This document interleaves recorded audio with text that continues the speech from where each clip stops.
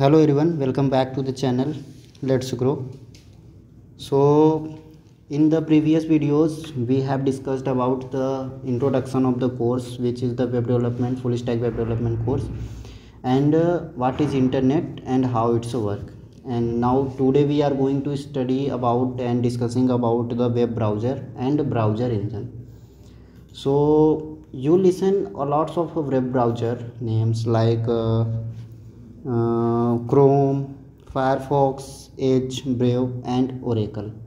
और भी बहुत सारे आपने वेब ब्राउज़र के नाम सुने होंगे। सो मुझे तो इतना ही याद है तो मैं आपको इतना बताया। So if we talk about the LinkedIn and Instagram, सबसे पहले आपको वेब ब्राउज़र की डिफिनेशन क्या कहता है ये मैं बता देता हूँ कि अ ब्राउज़र इज़ एन एप्लीकेशन, यह एक एप्लीकेशन प्रोग्राम है that's provides a way to look at and interact with all the information on the World Wide Web. This includes web pages, videos and images. तो एक website पे हमें videos दिखते हैं, images दिखते हैं एंड और भी बहुत सारी चीज़ें, लिंक दिखता है किसी भी चीज़ को डाउनलोड करने का।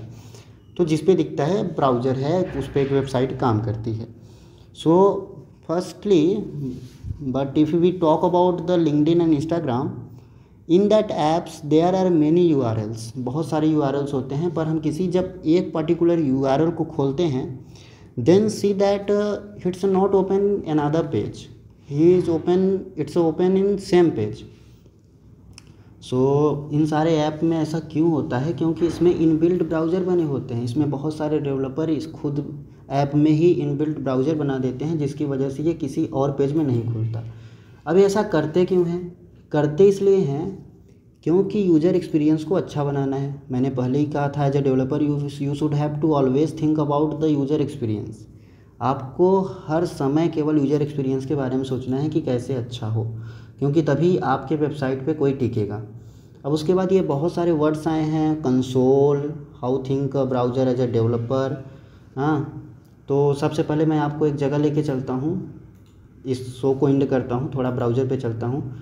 तो ब्राउज़र पे जैसे ही आएंगे, अगर आप इंस्पेक्ट करेंगे, इंस्पेक्ट करने से इस ब्राउज़र पेज की सारी इन्फॉर्मेशन खुल के आती है, जो कि हम अलग अलग जगह से देख सकते हैं। तो एलिमेंट्स में हम सबसे पहले देखेंगे कि क्या एलिमेंट्स में वो सारी चीज़ें दिखाई देती हैं कोड के फॉर्म में, जो कि इसमें अप्लाई हुए होते हैं, HTML, CSS and JavaScript. Console में हम जावास्क्रिप्ट को रन करते हैं, यूज़र को रिक्वेस्ट भेजते हैं, यूज़र हमें आउटपुट देता है। तो इसको आगे हम डिटेल में बात करेंगे। सोर्सेस की बात करें तो यहाँ पर HTML, CSS एंड जावास्क्रिप्ट की सारी फाइलें पड़ी होती हैं, जहाँ से हम खुद चेंज कर सकते हैं, इसमें बहुत सारे चेंजेस कर सकते हैं। If we talk about the network, then if we refresh this page, then we will see that यहाँ पर कुछ हुआ ये कि इस पेज को रिलोड होने में कितना टाइम लगा, ये सारी चीज़ें इंफॉर्मेशन, कितना नेटवर्क लगा, क्या क्या चीज़ें हुई, ये सारी इंफॉर्मेशन दे के चला है। अब परफॉर्मेंस की बात करें, अगर यहाँ पर हम ऑन करें इसे थोड़ा, तो ये कुछ टाइम स्टार्ट हुआ। अब ये चलिए मैं इसे 10 सेकंड तक थोड़ा रन करके दिखाता हूँ कि होता क्या है इससे। चलिए अभी 8 second, 9 second and 10 second and now stop. तो अगर हम स्टॉप किए तो देखिए 10 सेकंड में ये सारी चीज़ें, मतलब इस ब्राउज़र में 10 सेकंड में क्या क्या चीज़ें रिलोड हुई, क्या क्या चीज़ें हुई, ये सारी इन्फॉर्मेशन देता है। मेमोरी, ब्राउज़र मेमोरी क्या है, एप्लीकेशन इसके क्या है, सिक्योरिटीज़, हर एक चीज़ ये प्रोवाइड करता है। HTTPS सिक्योरिटी ओरिजिन, HTTPS आगे चल के आपको डिटेल में बताया जाएगा कि HTTPS क्या है। So now come on the slide. So हम वेब ब्राउज़र के बारे में बात कर रहे थे। तो कंसोल के बारे में हमने बताया आपको क्या होता है। How think as a developer हमने बताया कैसे आपको सोचना है कि ब्राउज़र कैसे काम करता है। अब what's the difference between web browser and an application, मतलब एक ऐप में और एक वेबसाइट में क्या डिफरेंस हो सकता है। देखिए, अगर हम एज ए थ्योरी बात करें तो mobile websites are compatible across all devices and can be access by anyone through a web browser.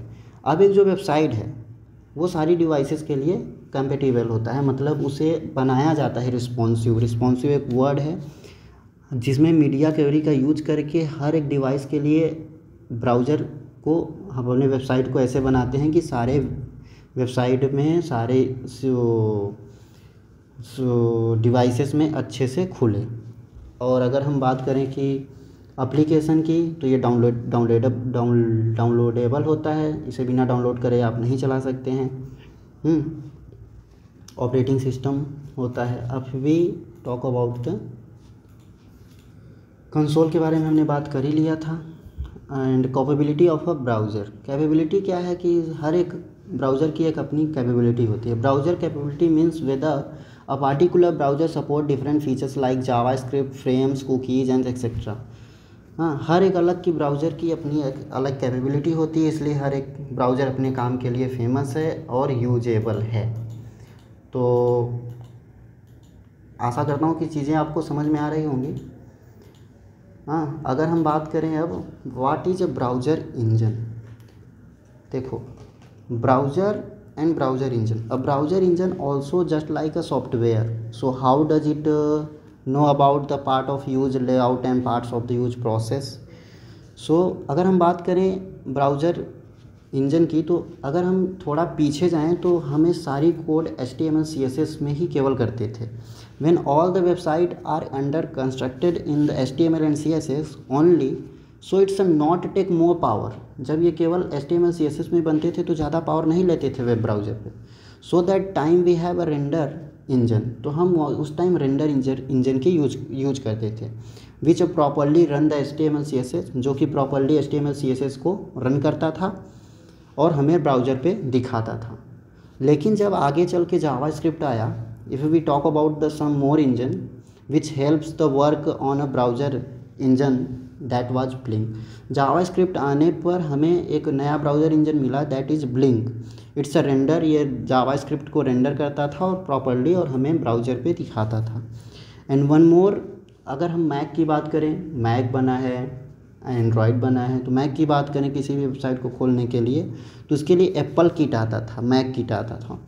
And अलग अलग ब्राउज़र है तो अलग अलग ब्राउज़र इंजन होंगे, हर एक ब्राउज़र की अपनी एक ब्राउज़र इंजन है। उसके बाद ग्रीको आया जो कि फायरफॉक्स इंजन है। देखो, all the browser engine perform the same task, that was render the HTML CSS and JavaScript code and so on the browser. सभी एक ही काम कर रहे हैं, HTML CSS और जावास्क्रिप्ट के कोड को रेंडर कर रहे हैं और हमें दिखा रहे हैं ब्राउज़र पे।